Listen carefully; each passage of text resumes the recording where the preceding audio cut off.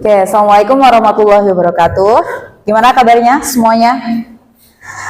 Hari ini kita lanjutkan materi kita tentang ini ya, fenomena living Quran di era media digital. Jadi kalau kemarin sebelumnya kita sudah membahas tentang beberapa bentuk-bentuk resepsi Al-Quran yang ada di dalam tradisi masyarakat, hari ini kita akan melihat dan mengeksplorasi bagaimana sih bentuk-bentuk fenomena Al-Quran yang muncul di media online gitu. Sebelumnya silakan yang ini ya, yang belum absen, silakan untuk di scan terlebih dahulu untuk absensinya.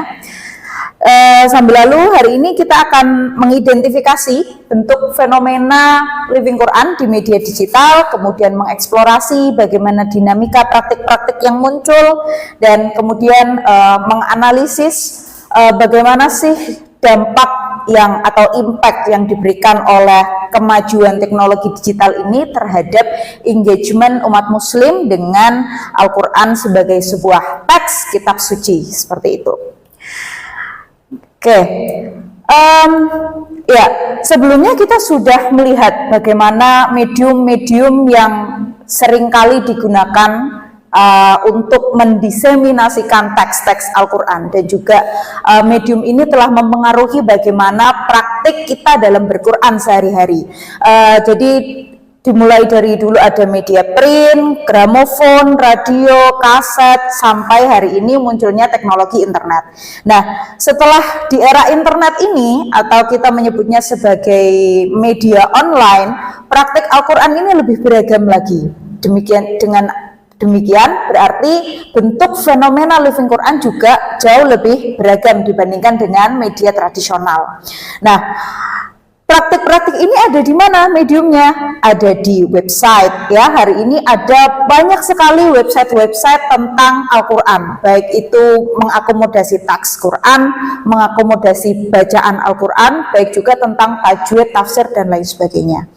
Lalu ada juga yang lebih praktis, yaitu aplikasi Al-Quran berbasis mobile atau aplikasi-aplikasi Al-Quran yang ada di handphone, smartphone ya.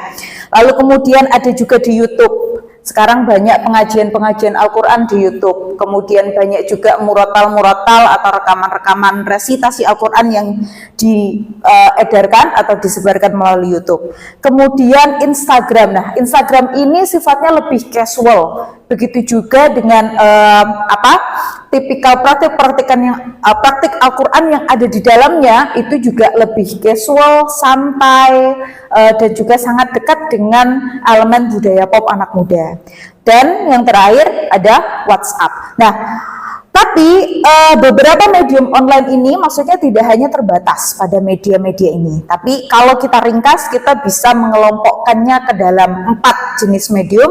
Pertama, media berbasis website, media berbasis aplikasi mobile, lalu kemudian media berbasis sharing video seperti YouTube, lalu kemudian ada media sosial. Nah, hari ini kita ambil contoh Instagram, tapi tidak hanya terbatas pada Instagram saja, bisa juga di TikTok, bisa juga di media yang sering kalian pakai selain Instagram, TikTok, Facebook juga bisa ya, dan bisa juga di Twitter juga bisa. Lalu kemudian ada di media berbasis chatting, misalnya seperti WhatsApp, Telegram, kemudian ada sekarang Discord ya. Itu juga merupakan media-media baru, di mana media-media baru yang mengakomodasi teks, praktik, dan juga diskusi-diskusi tentang Al-Quran.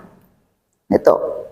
Nah, bagaimana dengan dampak yang ditimbulkan atau implementasi yang diberikan? Satu, tentu Al-Quran menjadi lebih aksesibel ya. Semua orang bisa belajar Al-Quran, bisa lebih mudah untuk mengakses Al-Quran kapan saja dan dari mana saja. Lalu kemudian yang kedua, hal ini juga membentuk dinamika baru terkait dengan tradisi Al-Quran, terutama dalam praktik bagaimana cara umat muslim memahami Al-Quran dan juga mempraktikkan Al-Quran dalam kehidupan sehari-hari.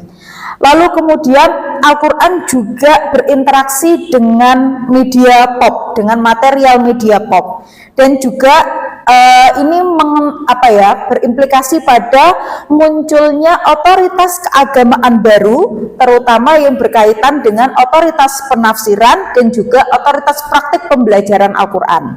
Dan masih banyak lainnya yang masih bisa kita eksplorasi lebih lanjut, yang mana hal ini bisa menjadi ide teman-teman untuk melakukan mini riset yang mana akan kita lakukan di dalam 2 minggu ke depan ya.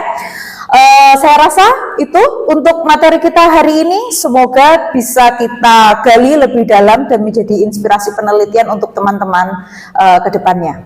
Wabillahi taufiq wal hidayah. Wassalamualaikum warahmatullahi wabarakatuh. Terima kasih.